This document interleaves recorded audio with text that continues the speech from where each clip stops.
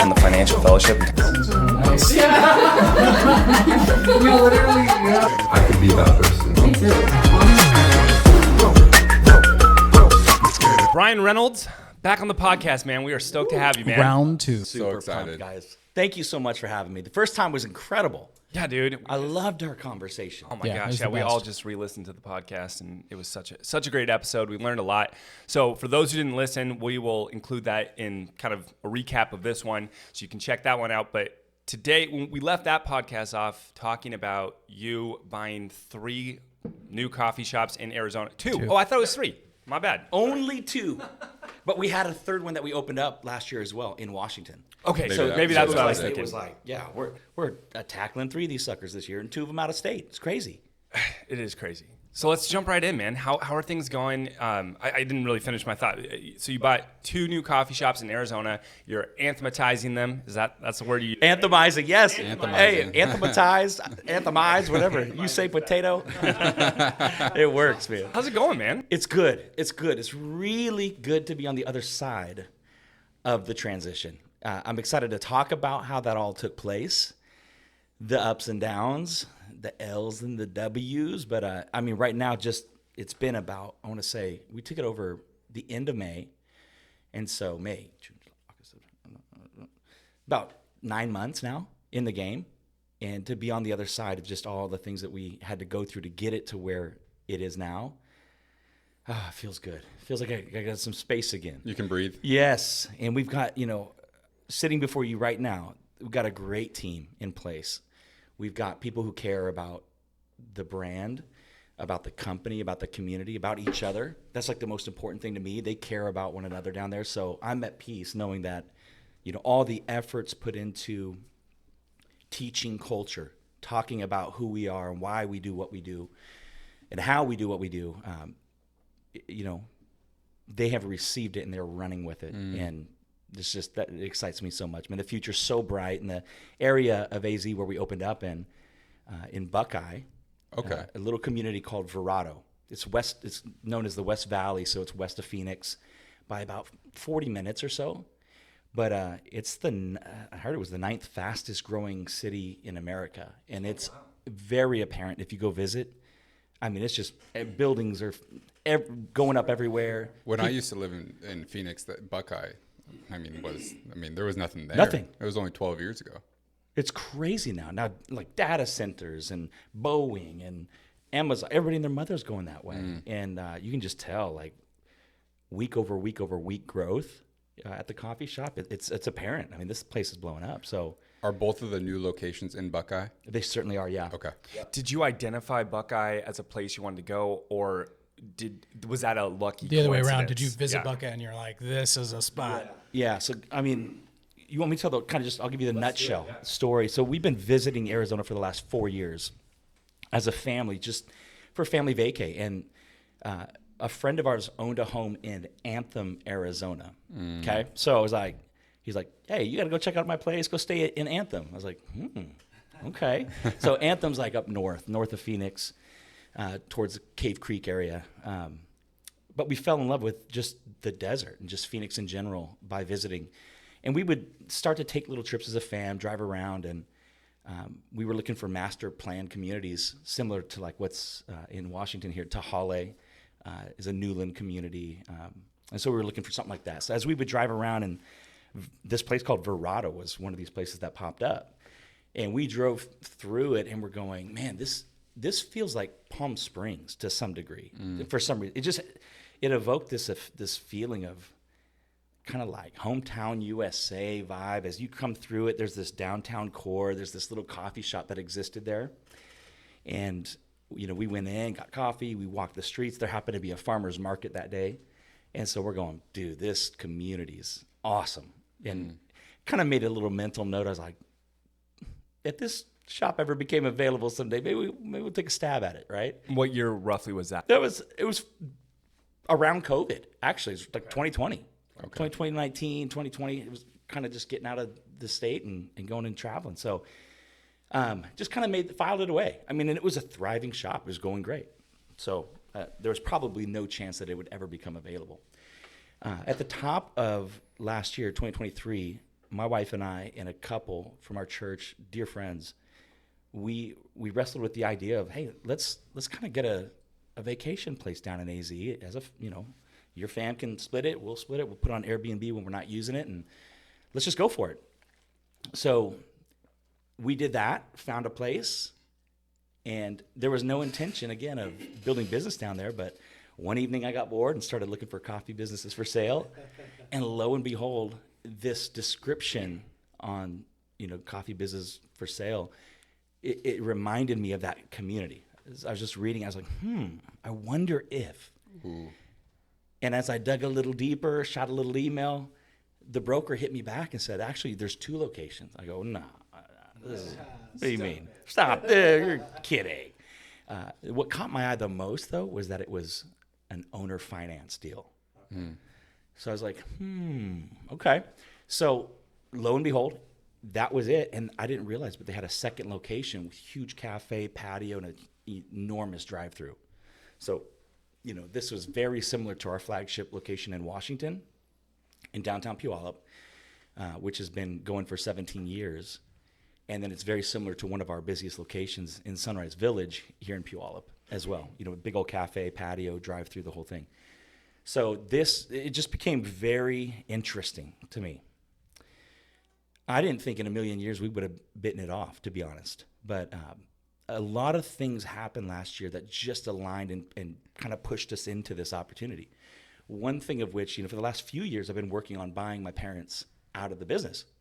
It was my wife and I, my mom and dad, that started the biz about 17 years ago, and they risked everything. They put their house up for us to get a loan from the bank, a ridiculous amount of money to then, build this first location out, spending so much money on cabinetry and contractors and just digging up the floor and plumbing, electrical, everything, right? And if it didn't go good, we would have lost our family home. Yep. So, that was an enormous risk for my parents, but the plan was always at some point for me to be able to buy them out, and we came to an agreement last year. We picked a price, and of course my parents they're kind of carrying that note as well. But additionally, I brought in a minority partner as well, somebody who's very numbers-oriented, financially responsible, smart, just has the chops and the desire to grow and scale this thing as well. So he already had a place in AZ, so he loved this idea to expand into Arizona. He had a house or a coffee shop? He had a house, yeah. Yep, he had a place there already. So very familiar with it. And Eric's a young gun, man. I mean, he'd be an incredible guy to have on. Eric Valdi. Eric Edvalds. Edvald, okay. Yeah, you might know the name. Yep, absolutely. For sure. Sweet guy, smart guy. He's awesome. He's great. Yeah, and it's been a blast partnering with him. But that enabled us to, be able to buy my parents out, and then it's like, why not make the biggest move ever and just bite off something in another state, man? And a lot went down last year, and it was just a lot of outgo, a lot of spend, a lot of mental energy gone. I mean, God's really the one who sustained me. I mean, there was so much creativity, so much thought, so much just stuff that had to happen that I couldn't have done on my own at all. Bro, I'm new to all of this. And I don't believe in the idea of fake it till you make it, but I believe that, if you're called somewhere, God will equip you to be able to do whatever he's called you to. Now, I was very naive in getting into something like this, and I wish somebody would have told me, when you buy a business, acquisitions, buyouts are very challenging in the fact that, this company was already thriving. These 2 coffee businesses were killing it. They were built by two gals, best friends, that grew up, had a dream to start a coffee shop. So we're talking Verado's sweethearts, the people that everybody in that town loved. All of a sudden, this guy from out of Seattle, Washington, comes down and buys these coffee shops, and everybody's and by the way, it's called Anthem Coffee. The whole community goes, we don't want these people from up north in the Anthem community to come down here to our community. And I was like, whoa. We're not named after the community up in Arizona, y'all. Like, it's It's what's your anthem? What's your passion? What's your purpose? And as soon as we would ask that question, like, what's your anthem? People go, oh, okay. So you got to think, when we bought the biz, we could have immediately flipped it to Anthem. Mm-hmm. However, you got 35, 45 employees that have no idea what an Anthem looks like, tastes like, feels like, acts like, sounds like, nothing, right? They've been acting like the previous company of what it was for all these years.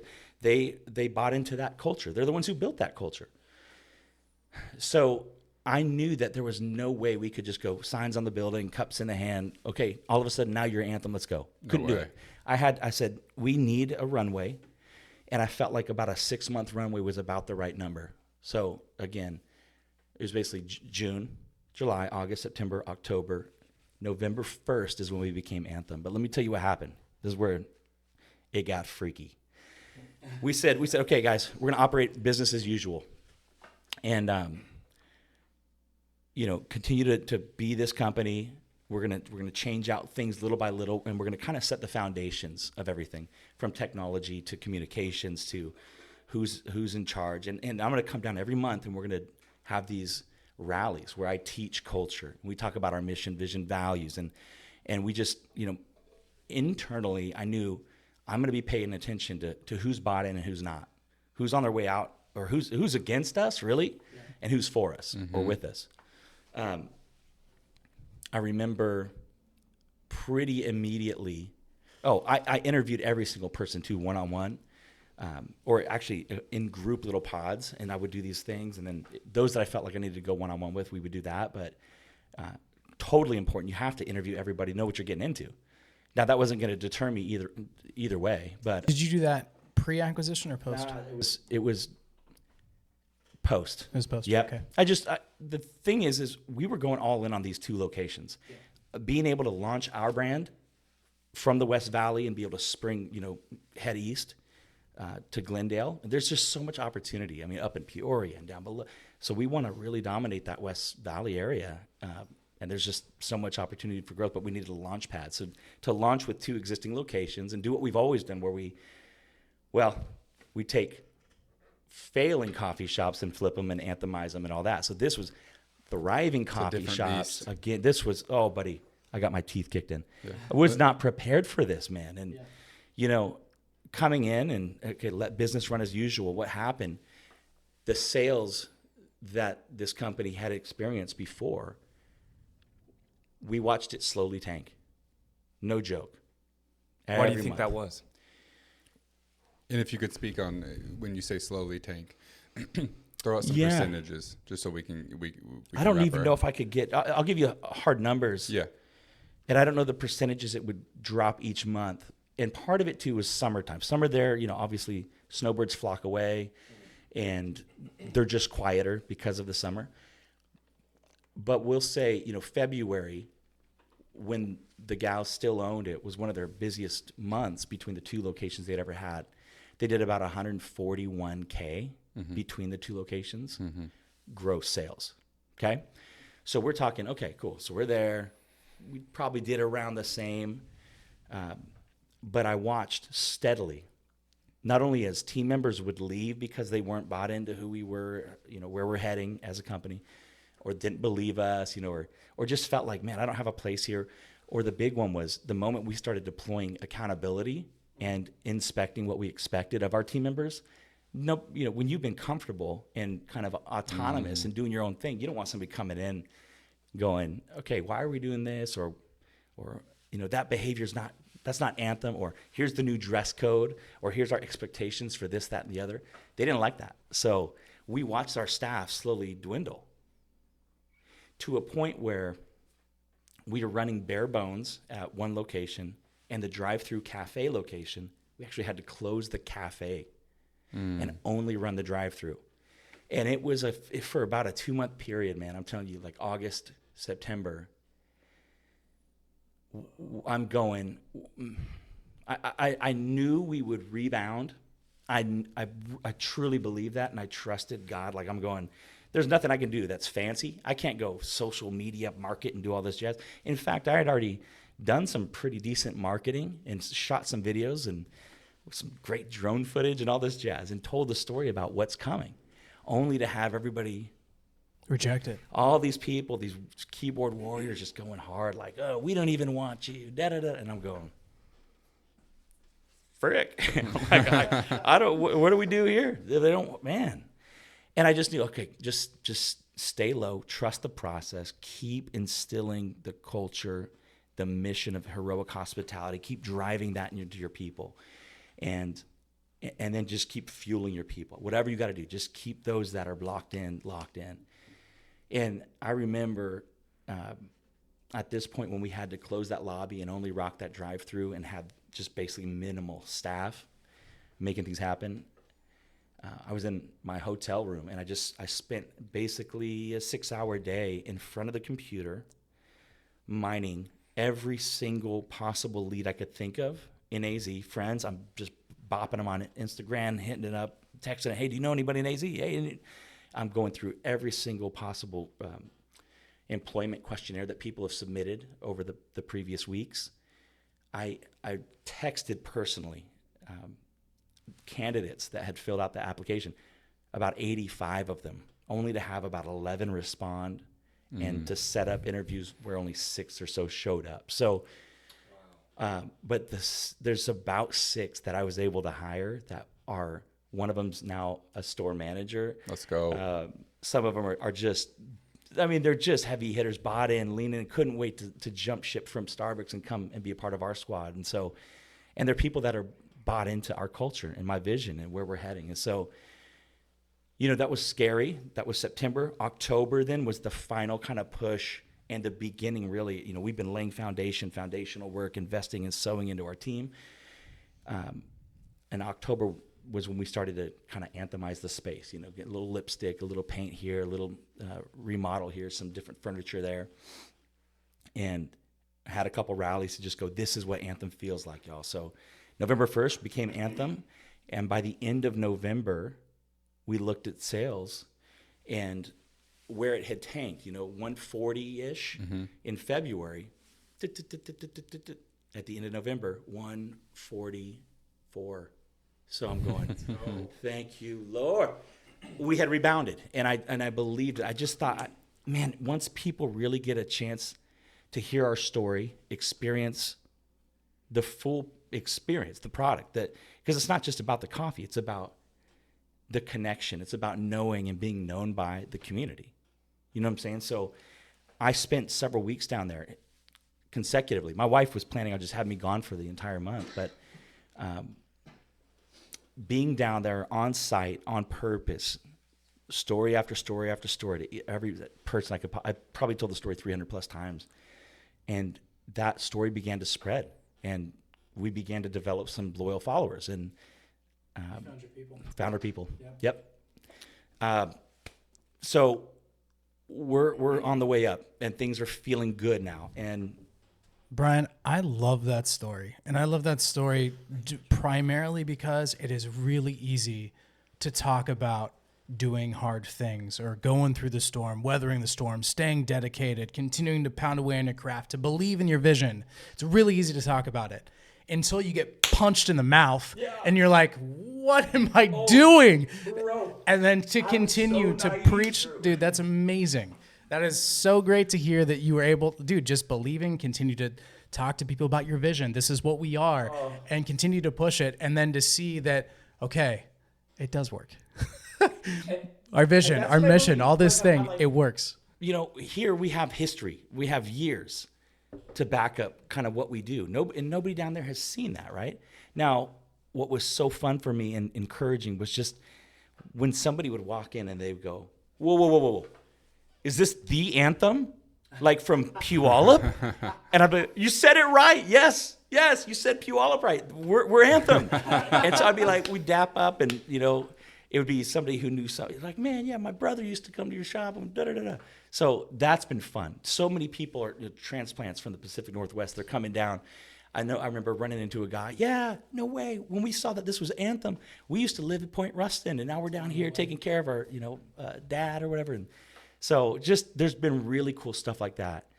And some people love us, some people hate us. There's still so much stuff online, and I mean, it's always been hard to see negative feedback, but there's so much more positive feedback. There's so much more good that outweighs the bad.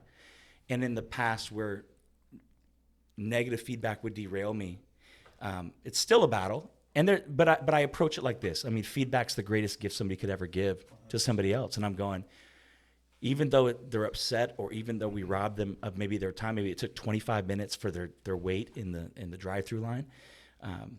I'm always reading it with a grain of salt and just going, there's probably some truth here, and so how can we get better and apply that? And if I do that with kind of an open heart and not so much about them calling my baby ugly, you know what I mean? Yeah. It helps. Yeah. It helps. Keeping the personal out of it.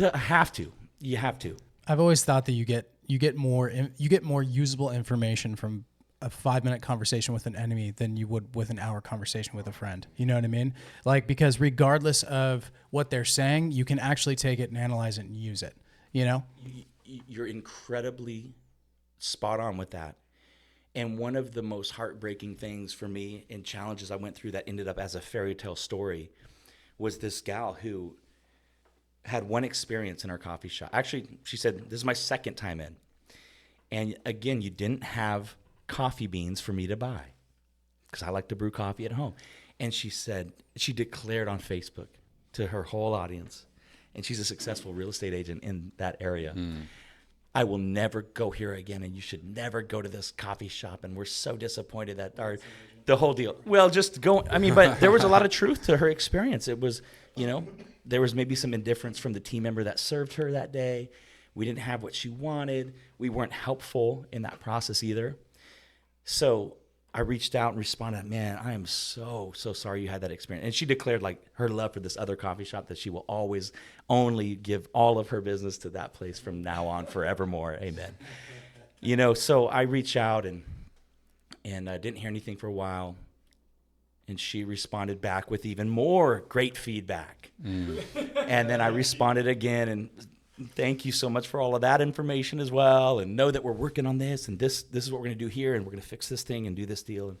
And after that message back, then a couple of days went by, and she said, okay, well, I'm thankful and hopeful that you actually do care about this community and that you're going to do what needs to be done to make this something that's special here, So I kind of paused it at that, and I said, how can I surprise and delight this gal and just show her like kind of really our heart and who we are?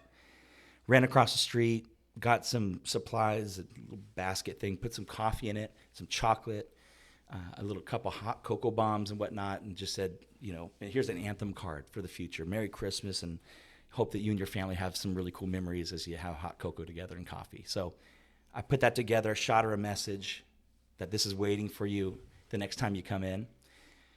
Another few, what seemed like several months went by. It was only a few days. I was like wanting to go, how's she going to respond?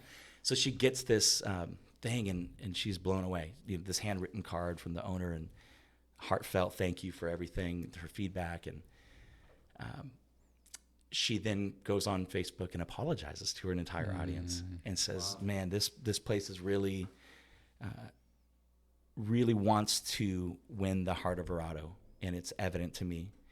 And what spurred her on to do that was we had our team members go and be a part of this Christmas tree decorating kind of competition thing that was a fundraiser, actually. You would kind of deck the tree out with gift cards and fun things and all this, that, and the other. And people would come and they would bid on those trees for charity. And so she saw our tree loaded with Anthem stuff and coffee, and she just felt like, man, I mean, they're putting their money where their mouth is, investing in the community, being a part of Verado. And so that was what helped her kind of spur this whole thing on. So she tells that story on Facebook, and my face melts. I'm just like, oh, I couldn't believe it. I'm not crying, you're crying. I know. It was incredible. I legit got goosebumps. And it led to, get this, a meeting where we sat down, and she introduced me to a friend of hers who's an incredible baker. And her and her husband basically wanted to start baking, and we needed a great baking situation for AZ. And so she brought her samples, and we're talking cookies that are better than crumble. We're talking cinnamon rolls that are better than Cinnabon. I'm talking like all the good stuff. Yeah, this is hard because I haven't ate yet too. I am telling you straight up. I mean, we're pound cake and this and scones, all kinds of stuff. Incredible. She's now featured. She just launched 2 weeks ago in our shops. We're selling crazy amounts. Now this little family who's a friend of this gal who gave me feedback. See, this is what I'm saying. It's like feedback is the greatest professor in your life, and it's also could be the greatest blessing. The blessing that's come out of this, and the fruit that's come out of this, somebody birthed a business. Our business is benefiting from it all. Now there's community collaboration. It's incredible. So it was a lesson for me going, do I have the energy to be able to go after every single negative review? No. But there was something about that review where I really sensed the Lord was like, you have to dig into this. You have to go build a relationship here. And even after my first message, I was like, well, crap. I don't think this is going to go anywhere. But it's a beautiful story how it unfolded, man. It truly, and I think when there's so much conviction in yourself, and you know that you care, you have a good team in place and a good product and a good culture. That's it. That's it. When you have that conviction and you get complaints, you want the complaints because you know you can fix them, and then and you going forward, you're going to make everything so much smoother, so much better for customers ahead. And so if you truly know and you care, you want the complaints to come your way. 1,000. Brianna, if you're listening, thank you sincerely for all that you did for me and for the relationship we have now. She's like my eyes on the ground. She'll hit me up. Hey, did you know they closed early today? I was like, yeah, girl. Yeah, I know they did. It's all good. Hey, did you know the internet's not working? Yeah, we're good. So I think most people, when they see haters, right, or they hear from haters, they ignore it. And I think sometimes there's a place for that. Sometimes you gotta realize that sometimes there's just haters and they don't have any good reason to be hating. But you looked past that and you tried to see, okay, there's some truth in this. How do you kind of differentiate between the haters who are just gonna hate, right, and the people who have legitimate concerns that you can learn from? That's a great question. It's an incredible question. And even just last night, I was scanning some emails and seeing a couple 1-star Yelp reviews and a couple 5-star Yelp reviews, a couple 3-star Google reviews, and a couple 5ers. And worse. I hate those. 1-star, it's like, okay, what's going on? 3-star, it's like, what? What does that mean?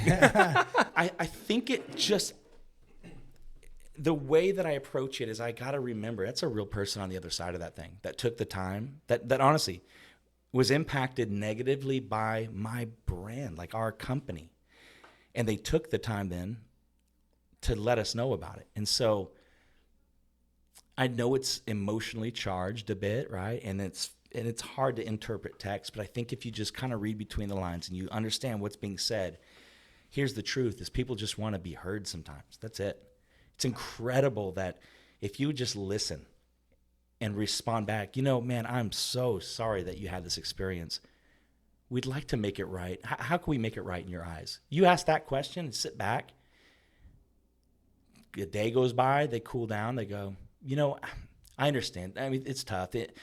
Employing people is hard right now, or, that might have just been a fluke thing because it was raining and everybody and their mother wanted coffee that day, and, or somebody called in sick, who knows what. And they begin to kind of go back. But I think that's it. Just they're human, bro. They're people that really actually had an experience that was not what you would have wanted them to have. And I mean, our mission statement says we create unique experiences that change lives and bring people back. We do this by loving and serving people, by preparing top-notch handcrafted food and beverages, and by creating an environment where real relationships are fostered. So now that's holding me accountable, and even to the point where I'm going, we may need to build an online experience team to handle all the good and bad feedback. I think we should be responding to the good feedback too. I think we should be going, man, thank you so much for taking the time to let us know that we did well today. We're going to make sure we tell, Sally that she had a great experience with you. And we should be passing that stuff on too. I just think none of us, it's the boogeyman, dude. Feedback is the boogeyman. Nobody wants to see it or understand the reality of what it is. But also the grain of salt is everyone's reality is it's their reality, and it might be tainted by their life experiences or whatever, right? So you can't take it personal. You have to just take it as information, but remember, there's a human that clanked out those little notes and let you know, good or bad. I think there's so much to unpack in the story of this acquisition for you, and something that comes to mind that I feel like God's put in my heart in the last 3 months, and you think it would have been a long time ago, right? But I feel like it all comes down to managing expectations. And so good. And I don't know why this didn't click earlier, but we own a cleaning company. We bought a cleaning company, and when we get complaints, it always comes down to we did not hit expectations, right? And those customers that have been loyal customers of that coffee shop for years, probably a decade, probably. So well said. And yep. That coming in now, whether it's the promise you've made in the marketing, the messaging, the expectation that you have set, it's not getting delivered on one way or another, right? So I think being able to take that hard look in the mirror and, okay, where did we fall short? Because it's easy to say, oh, they're just nitpicky and, we know our cleaners are good because we've trained them X, Y, Z, whatever. But if you actually sit and it all comes down to the start of the conversation or the start of the interaction or the introduction to the business. And setting your expectations up front and then carrying them through is an absolute game changer. That is so perfectly said. And that's the truth, man. For the previous company, they would be all things to all people. They would, go and get an ingredient if they were out of it or didn't even have it just to appease that customer. So all of a sudden you had this, which isn't sustainable. If you have one shop and that's kind of your thing and you're the local kind of homegrown coffee house, I did that in the early days. Customer wanted a pickle with their sandwich. I'm running over to Safeway real quick. I'm grabbing 3 to 5 different jars of pickles and going, here, pick one. And take the rest home. Go. But that's not sustainable, right? So unapologetically, at some point we had to go, this is who we are. We're Anthem, and this is what we do and what we deliver. Now, when your promise is heroic hospitality, if that's our promise, then when somebody comes in to buy beans, you don't go, yep, the beans are over there. Mm-hmm. That's not hospitable. You don't point to where the beans are. You run out from behind the counter, grab that person's arm and say, let me escort you right over to the beans. I'm being facetious, but that's take a heroic hospitality is the kind of hospitality that anticipates the customer's needs, that goes above and beyond without even being asked, that just meets the need that the customer didn't even know they had. Mm. And so that you're right, there was a big disconnect. And that because some of the staff was carryover from the previous. Mm-hmm. So one thing that we implemented immediately in November as Anthem, we weren't doing this. Remember I said business as usual, keep doing what you're doing as the previous brand. But there was a few tactics, but one in particular was, guys, we're running every drink out to the lobby. Run it. Run it to the lobby, deliver it to the person. About to say this. Do you feel me though? No. Every food item. Run it. We're not sitting here from behind our little podium or counter and going, Jerry, got a white mocha, Jerry. That isn't our culture. I have to share this with you. I'm sorry to interrupt. So I was in my head when you were getting ready to finish your thought, I had something kind of teed up that I was going to put out there is the Anthem game changer for me. So I've been going to Anthem downtown Puyallup since about 2000, when I was in nursing school, in mid-2000 teens. Okay. And the thing that, from the first time I visited, now I do Bible studies there on Monday mornings. And, man, I'm getting chills talking about this because you literally, just said this. The game changer for me is every time my coffee's done or my burrito's done, they bring it to me. Come on. And that is the hospitality that is missed. That's the game changer. So the fact that you just said that that was literally teed up in my head, because every time I'm there, I'm like, no, you don't. I even tell them when someone just call my name, you don't need to wait on me. I'll come and get it. That's what and they bring it to me. And they bring it to me with a smile, and they're always so kind. And I'm like, every time I'm there, it's like, that's why we keep coming. Those little things are why people continue to come back. Jake, you're so right.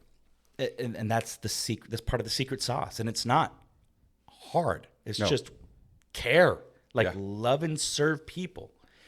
It's impersonal to just shout out a name. Plus, honestly, here's the reality of it: we start calling out a drink. A Karen or a Jim, sorry, Karen's in the world and Jim's in the world. But anyway, we'll come up and they'll grab a drink that's not theirs, right? When we call out, oh, that sounds like, grab the wrong one. Oh, grab the wrong. Now we got this train wreck and we have to go back and remake everybody's drink. I said, guys, heroic hospitality gets out from their safe area, goes to the table, looks the person in the eye, says, here's your delicious extra hot caramel macchiato. I hope you enjoy. Why don't you take the first sip without a lid? Let me know what you think. And they wait. That person sips it. Oh my gosh. It's delicious. Awesome. Glad you enjoy. Holler if you need anything else. That took 12 seconds. Oh my gosh. And it makes all the difference in the world. Because we are not a vending machine at Anthem. You don't just come up, put a $5 bill in and go A7 and get a little Snickers out, right? It's not that. You can go to Starbucks if you want that. There's Sure nothing enough. wrong with Starbucks, but they're not about the experience. Panera and McDonald's and 7-Eleven. I mean, you can get coffee anywhere, guys. Let's be honest. Again, we are selling an experience. We're selling service. I mean, it's about, I really believe this is the experience economy. Again, you can get coffee anywhere. You can get food anywhere. People come because of how we make them feel. I really believe they keep coming back because of that. Because we get to know their name, where they're heading, what they're doing in life, and how our service and how our beverages and food fuel their journey. So, I think something that's super underrated here, though, is yes, it's all about the customer, right? But I think that the thing that goes unmentioned is when you perform an act of service, what it does to your heart. And being able to bring somebody a coffee, yes, it takes an extra 15 seconds. And we didn't do it like this for a long time, so this is kind of a pain in the butt. Why do we have to do it now? But once you start to do it over and over and you get to perform an act of service, because giving it fills the heart. And those employees, once you do it, you start to then you start to buy in, like, oh, this is I don't hate doing this. If you're listening to this, Jake is preaching truth, people. It is so true. And our team in Arizona, the moment that we implemented that and inspected what we expected and kept reminding our team to embrace that and do it, we call it a helper's high, Jake. A helper's high. Just like a runner's high, just like when you work out and your endorphins are popping because you're breaking a sweat.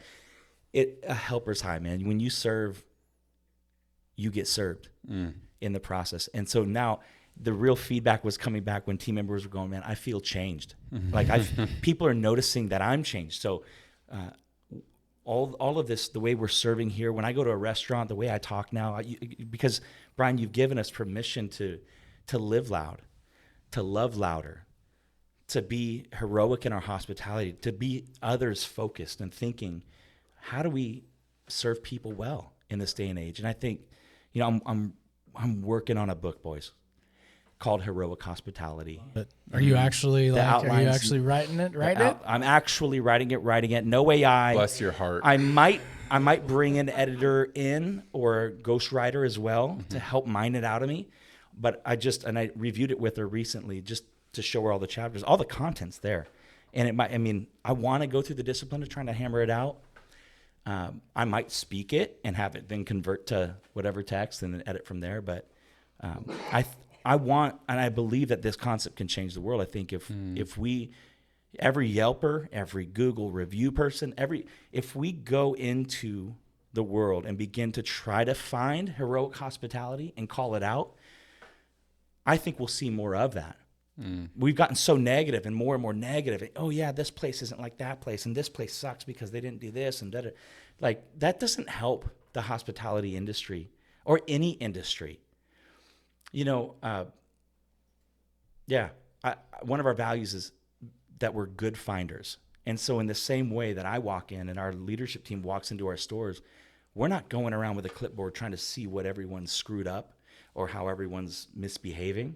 We're walking in as good finders, trying to highlight the good and point people up. And as we call that out, I mean, when you reward what goes well, you need to reward what you want repeated. You feel me?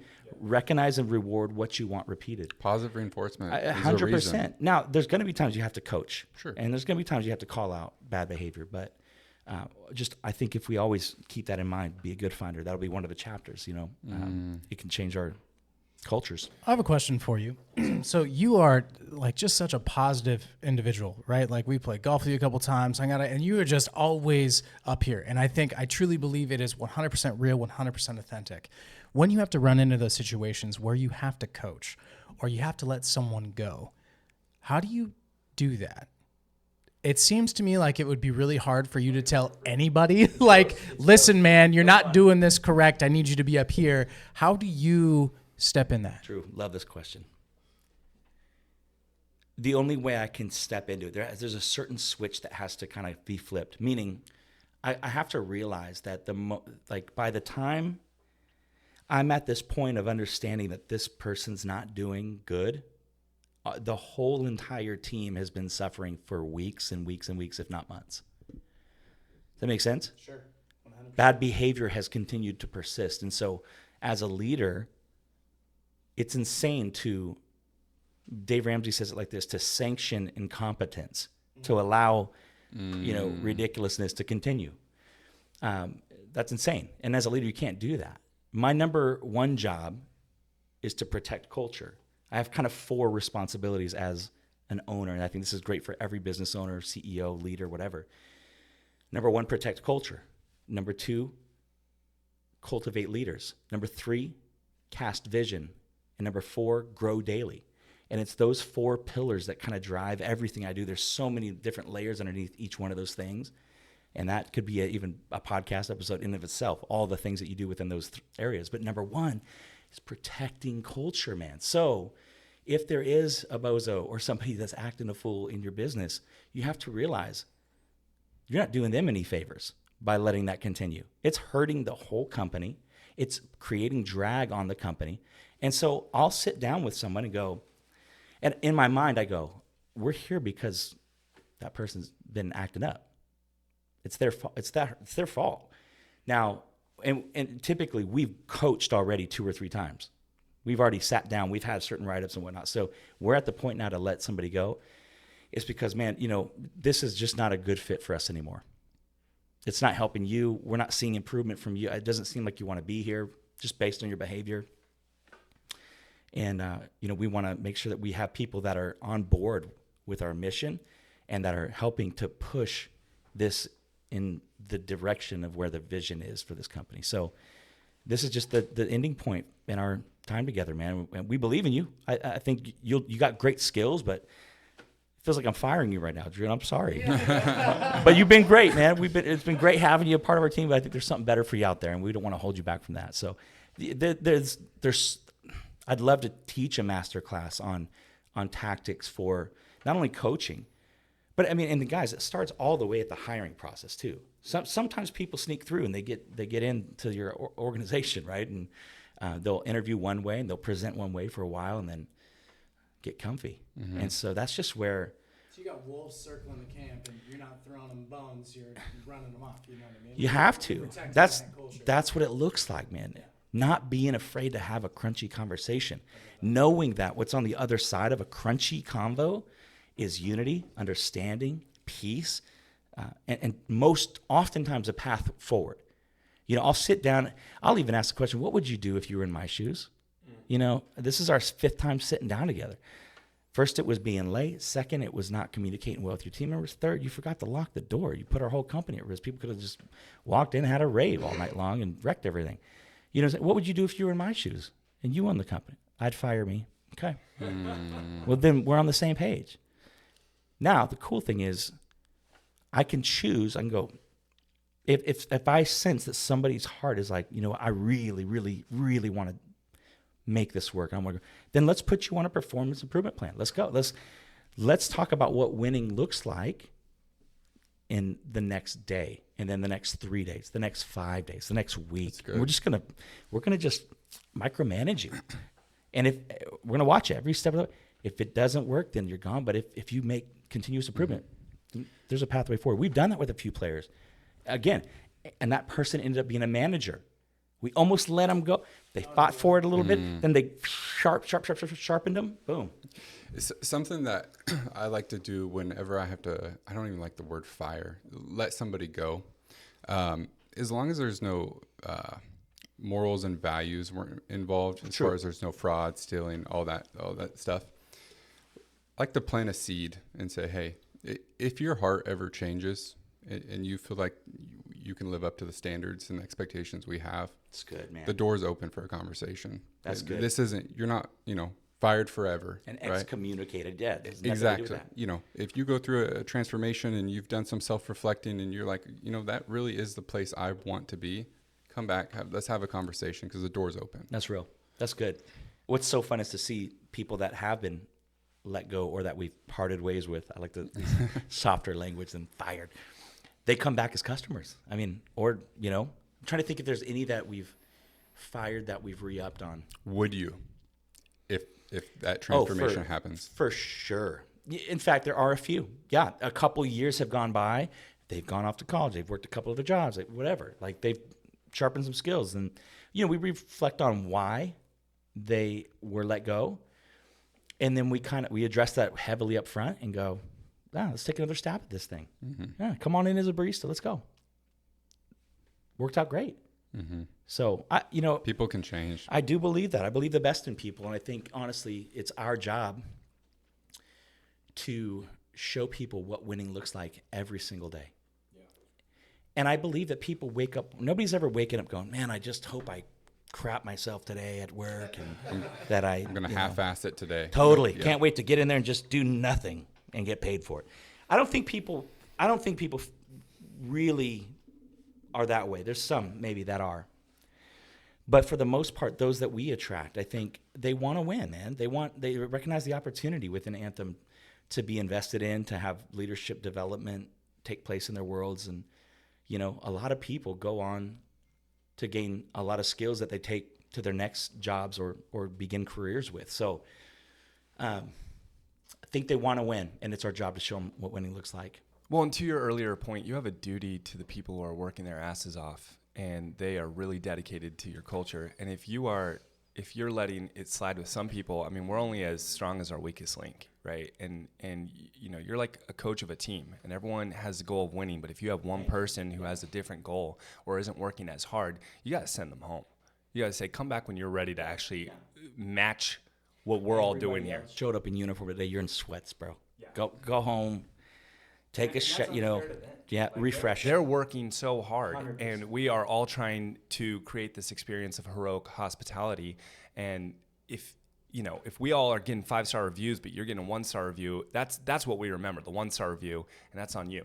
And so if you don't have those conversations, then you're letting your whole team down.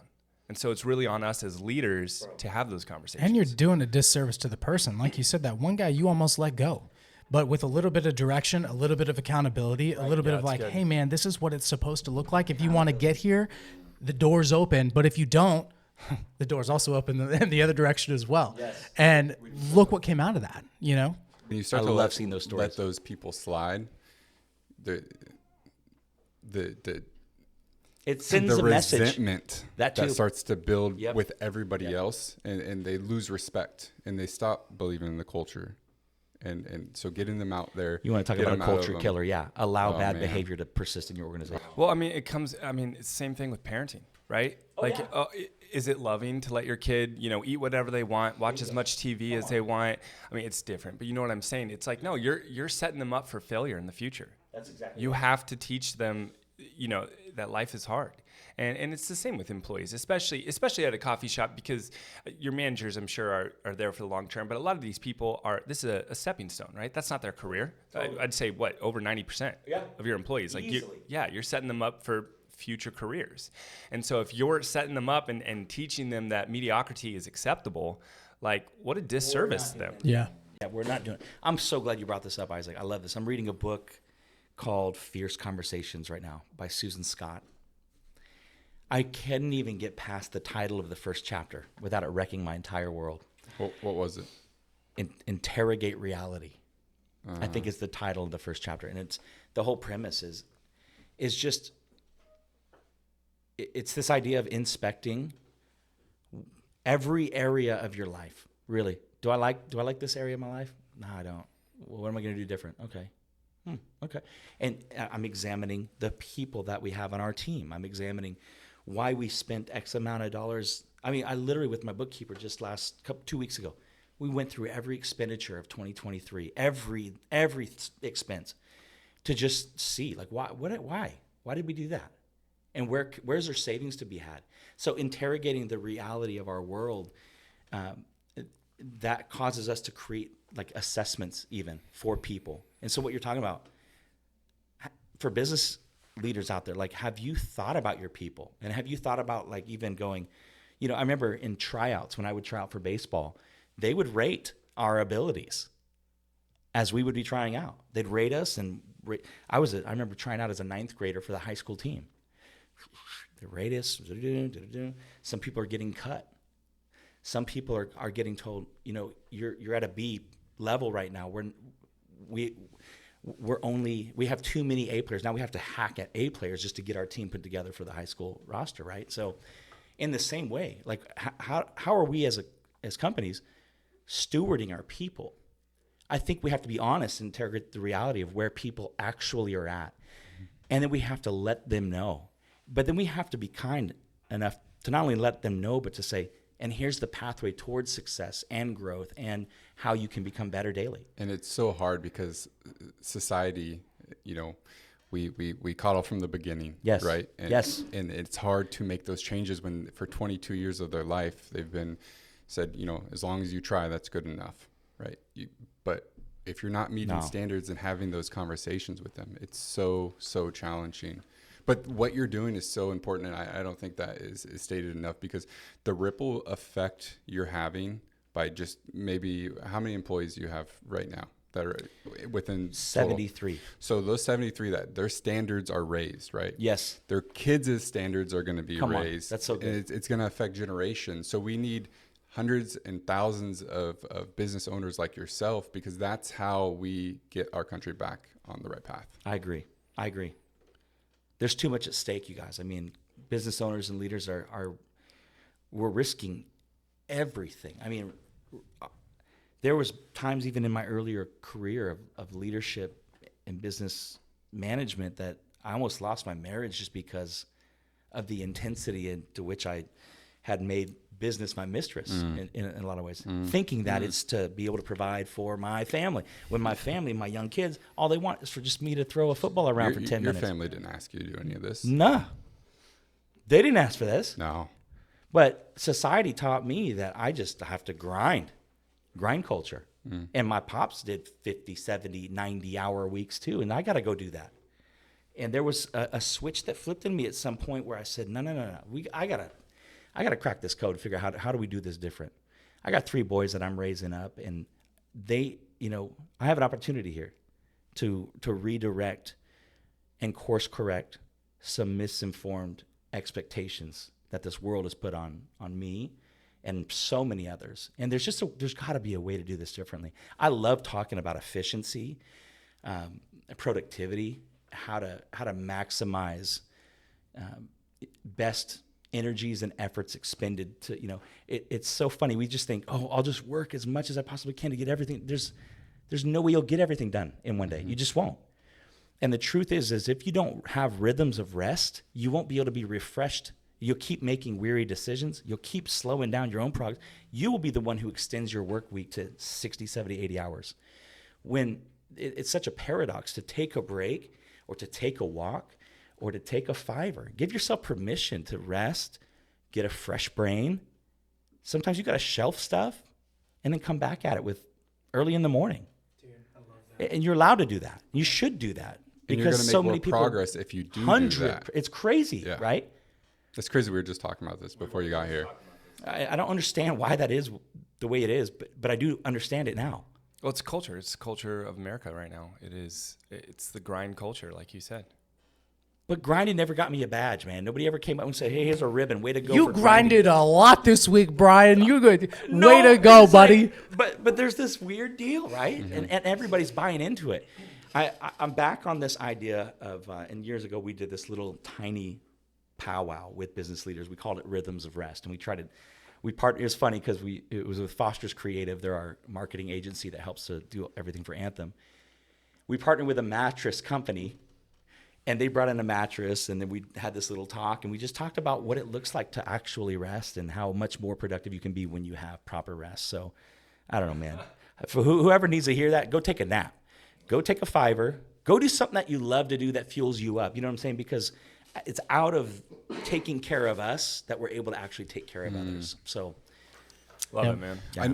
I know we're already an hour in, but I feel like this would be a really valuable thing to touch on, because when people are looking to buying a business or buying a company, I strongly believe the most important part are the people that are there, that are in the day-to-day of the business, right? And a lot of times we don't get to meet those people until post-transaction, right? Unless you negotiate that into the terms and you get it in the LOI and it's just part of it. So looking back, and now I won't buy a company if I can't meet, especially if there's a key employee or key employees. Yeah.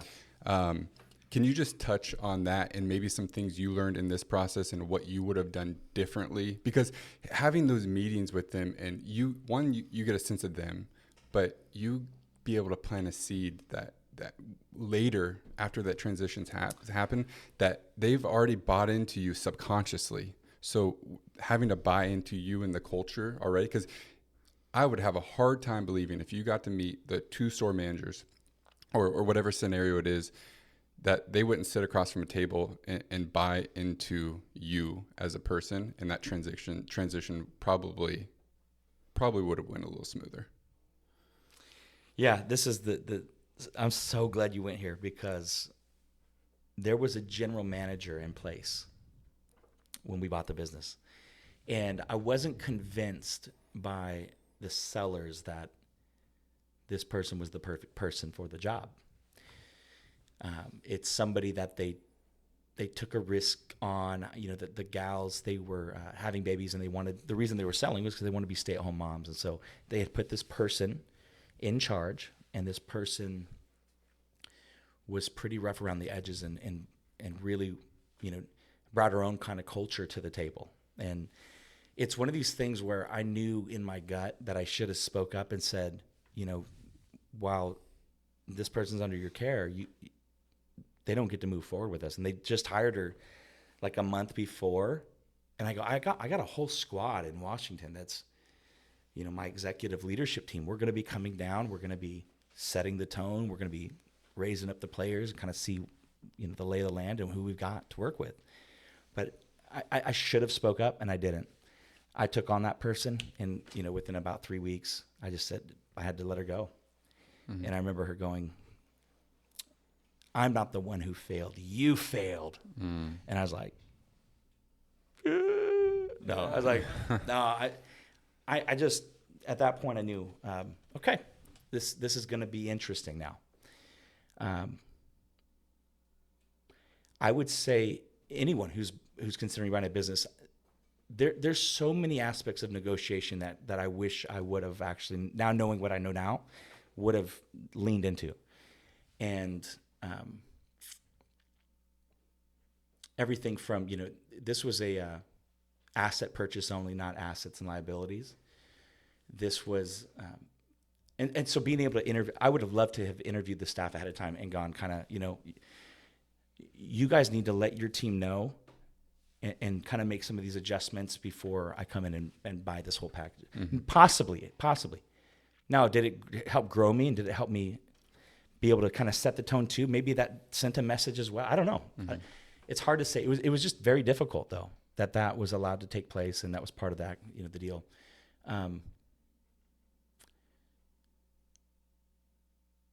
Yeah, sorry, froze up, guys. Locked up. No, it's okay. The brain just locked up. I know we got to get to the final 4 questions, but before we do, I have one more question, and I think this is on the minds of a lot of people listening who are considering buying businesses, which is kind of the theme of this new podcast. It's the whole buy versus build. You have a goal that you mentioned in the previous podcast of getting up to 60 stores. I can't remember actually by when. Was it 5 years? I can't remember what you said. 2030. 2030. And 60's ambitious. But I said that. Yeah. So now you Well, after purchasing these two, sorry. Yeah, no, I think that's the you've next built question, right? Anthems from scratch. You've bought Anthems or coffee companies that you've anthemized. Yes. What do you think? Buy versus build. Like, would you do it again? Does it depend on the situation? What advice you have for people who are considering, they know what they want to do, but they're considering, do I buy a business that's already in the air, or do I start one from scratch? Yeah. Awesome question. That's the age-old question. I mean, like, would we have been better off spending what we spent building something from the ground up in Arizona? I don't even like to think about that. Frankly, just because we did what we did, and I believe in what we did. So I guess going forward, are you looking to buy more coffee shops depending on the situation, or would you start from scratch? I'd be open to that. I think acquisition is a great way to play it. I really do, and I think the only way we're going to get to 60 stores in the next 5.5, 6 years is by some strategic acquisitions, in addition to locations that we work arrangements for build to suit with landlords. That's been a great way we play it too. Maybe some of it will involve some land or building purchases as well. Mm-hmm. And so this is where Eric really comes in, my business partner, to help strategically, plan our course of action on the road to 60 stores. And really it's more of a revenue goal. We're at about 5.6 in annual revenue between all of our locations. Mm-hmm. And the goal is like 30 million by 2030. That's kind of the new simple way to break it down. And so whether that's 30 by 30, whether that's 60 stores or whether that's 45 stores that can churn out 30 million in revenue, that's kind of the new aim and focus. It just simplified it for me a little bit.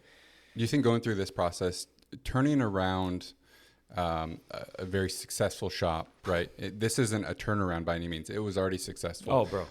But do you think you're so much more armed and equipped to go in and actually do a real turnaround? 100%. Yeah. Yes. I am thankful for this education. I mean,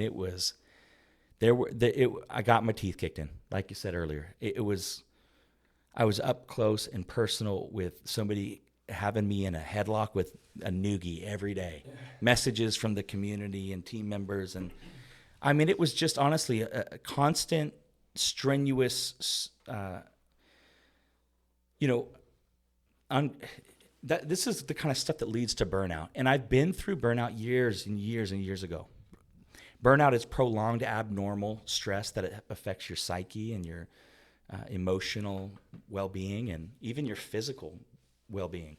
And I had to take 40 days off. And I think that having gone through that years ago really helped me to make sure I had a good pulse on where I was at through all the hardships, through all the headaches, through all the humps that we went through. I mean, we took some knocks, guys, I'm telling you. And every day there was a deep fear of reaching for my phone to see, okay, who didn't show up today? And what do they have to say about us, the good people of Arizona? What are they saying today?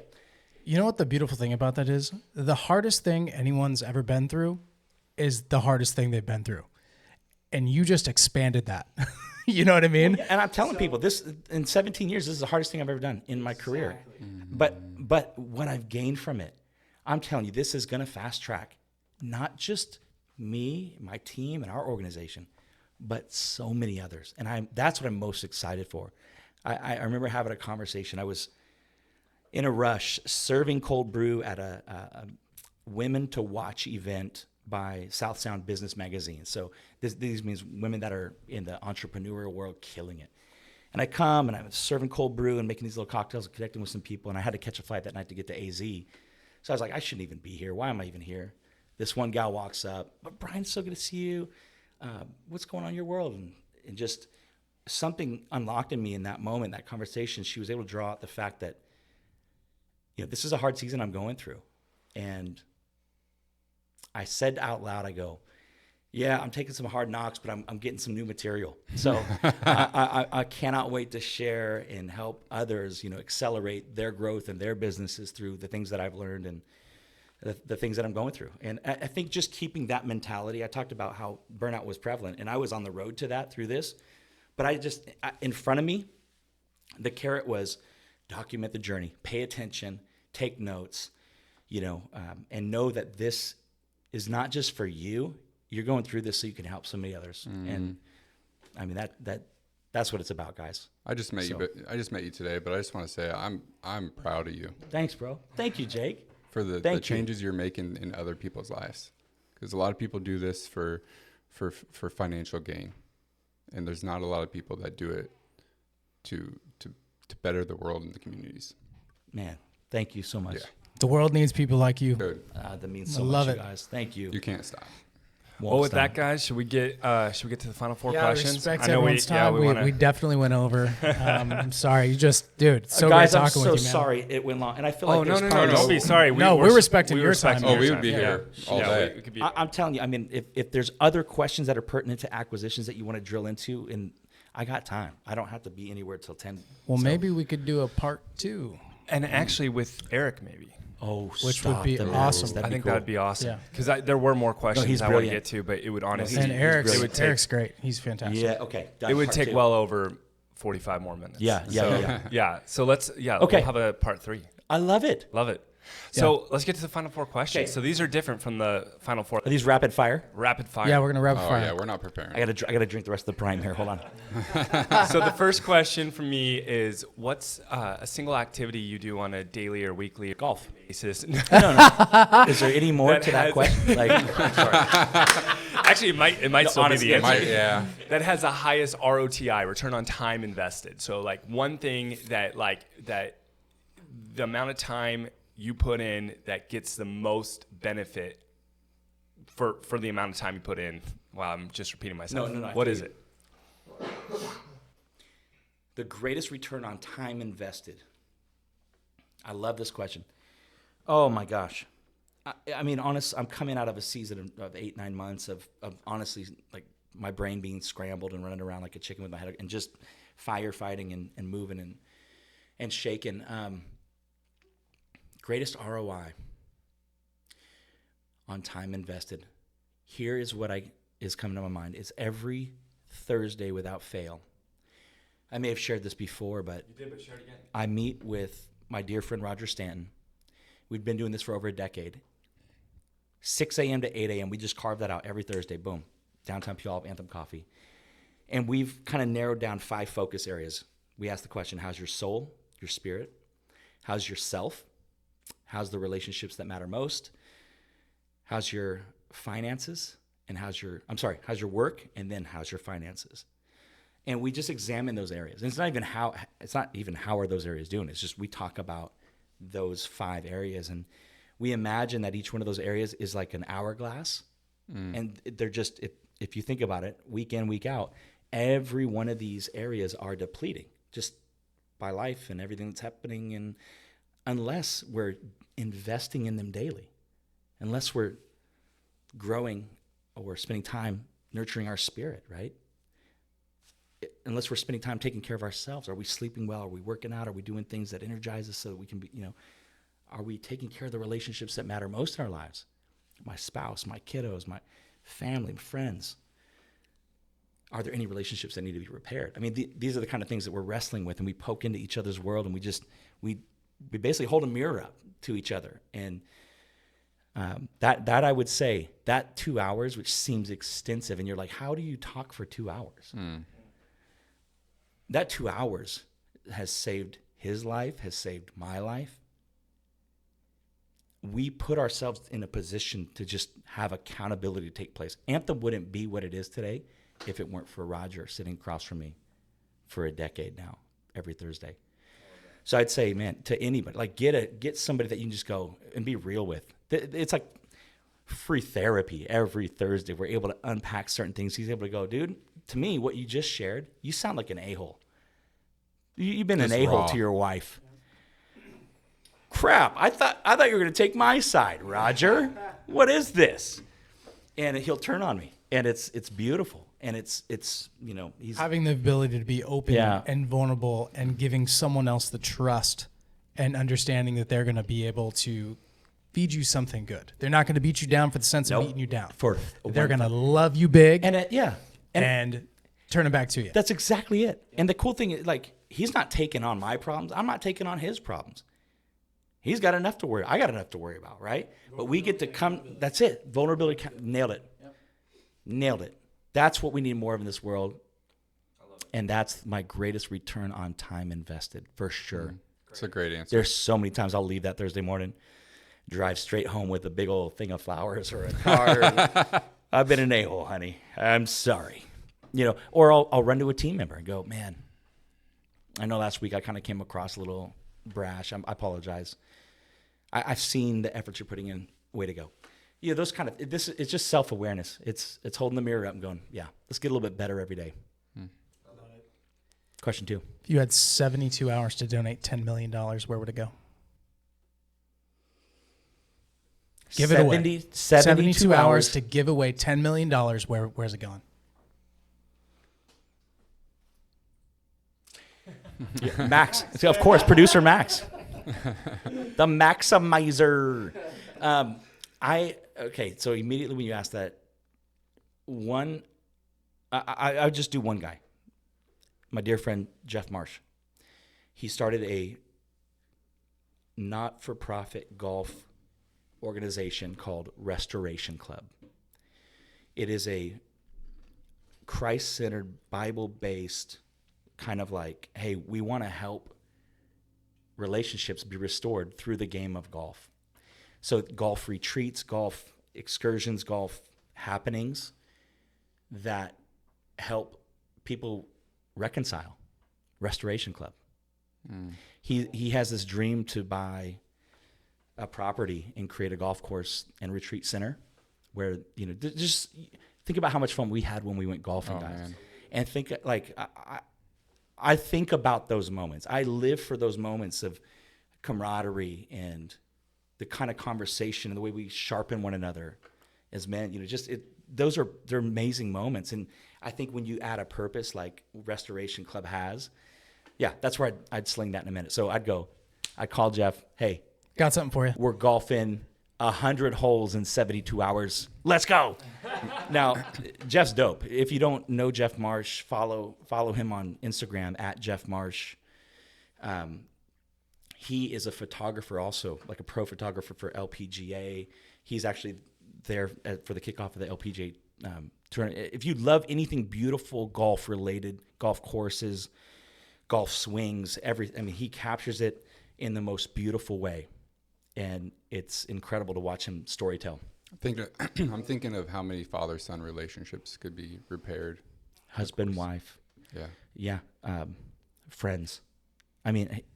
He and our relationship was strained through business earlier on years ago, restored through golf.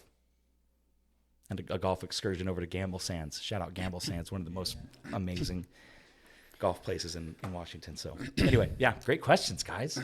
All right, question number 3. So there's about, depending on what statistics you look at, about 8 billion people in the world. If you had all 8 billion people pay attention to you for 2 to 5 minutes and you had a message to share, what would that message be?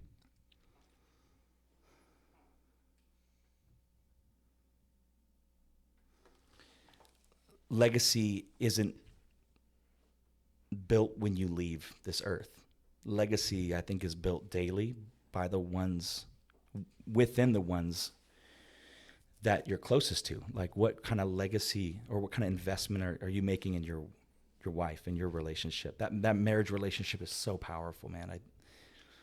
I just think the world, healthy marriages, healthy kids. What kind of relationship, what kind of investment are you making in your kids? Somebody asked a similar question recently on a podcast talking about what would a 80-year-old Bryan say to a young Bryan? And it was just invest and spend time with those that matter most and help grow them, help shape them. I do business coaching. I do consulting. I have teams of people that I'm investing and sowing into, and I've been convicted recently. Just they're getting the best of all I have to offer, and my kids aren't. And my kids are at an age where they can understand this kind of stuff. And even my wife in her business, like she's inviting me to speak into her world.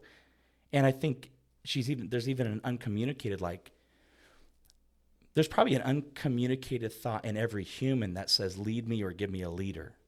And I think where in a husband-wife relationship, you kind of you try to lead sometimes, and then, it's like, you shouldn't have done that.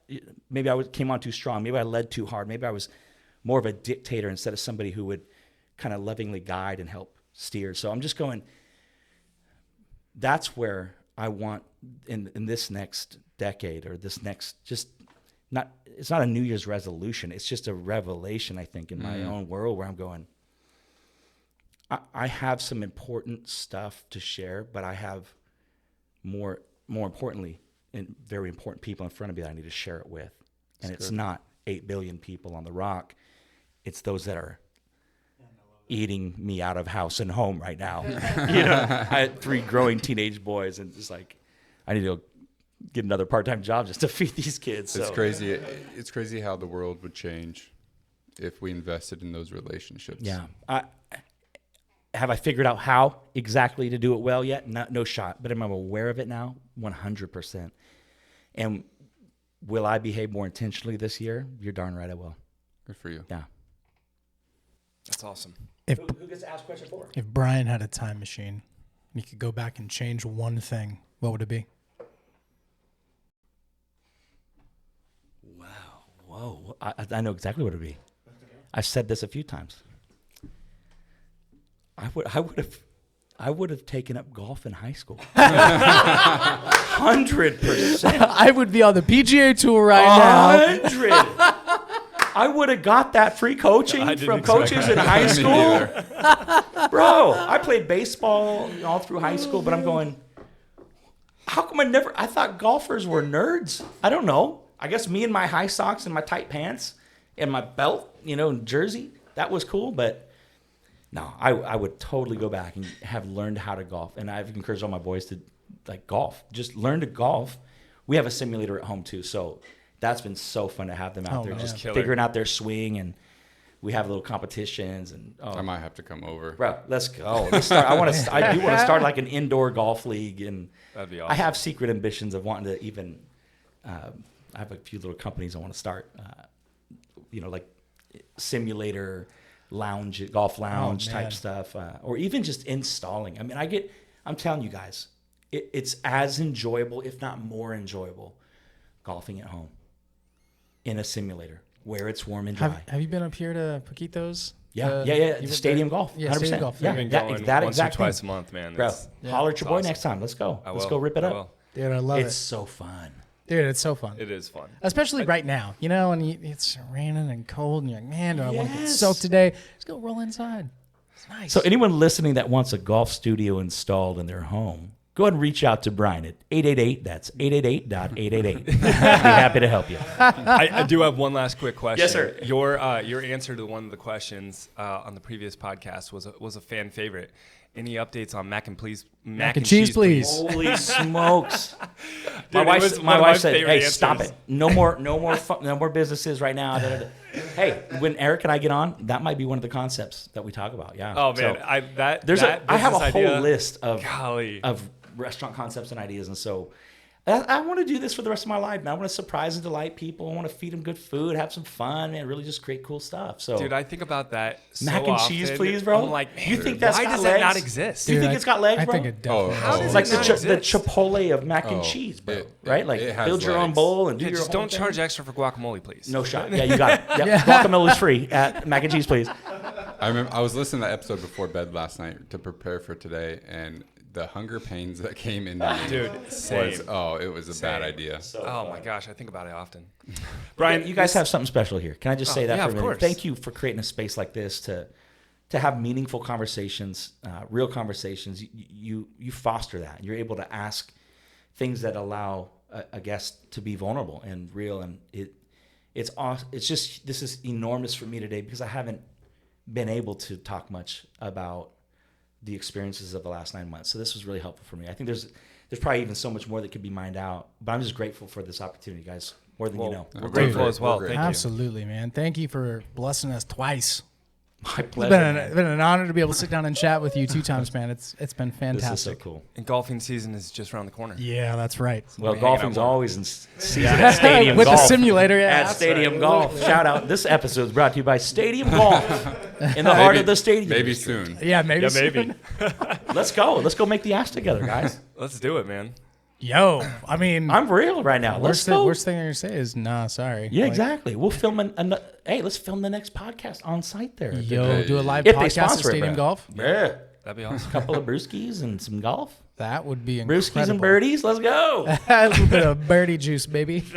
So, Bryan, just to wrap it up, how can people find out more about you? We didn't even talk about it today, but you do business coaching. Yeah. Just share your website, Yes, any thank information you. you want to share. Go to businesscoachbryan.com. It's the most clever thing I could think of. Businesscoachbryan.com. I do business success coaching. There's a really cool form at the bottom of that. Scroll down, fill it out. If you're interested actually in having kind of a complimentary discovery call. At Bryan Reynolds, and that's Bryan with a Y, Reynolds like the rap. No affiliation. I wish there was.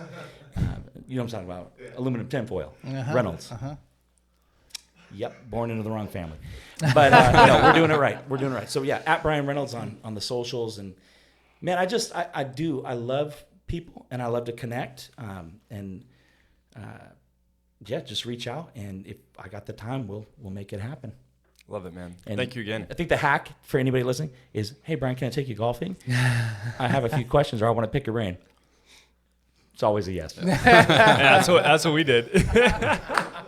You cracked the code.